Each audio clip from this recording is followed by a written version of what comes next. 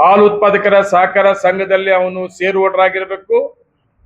ಒಬ್ಬ ಹಾಲು ಉತ್ಪಾದಕ ಒಂದೇ ಎಮ್ಮೆ, ಯಾವುದೇ ಕಾರಣಕ್ಕೂ ನನಗೆ 2 ಬೇಕು 3 ಬೇಕು ಕೊಡೋದಿಲ್ಲ. ಒಂದೆಮ್ಮೆ ಒಬ್ಬ ಷೇರು ಹೋಲ್ಡರ್ ನಮ್ಮ ಹಾಲು ಉತ್ಪಾದಕರ ಸಹಕಾರ ಸಂಘದಲ್ಲಿ ಅವನು ಷೇರು ಹೋಲ್ಡರ್ ಆಗಿದ್ರೆ ಮಾತ್ರ ಒಂದೆಮ್ಮೆ ಕೊಡ್ತೀವಿ.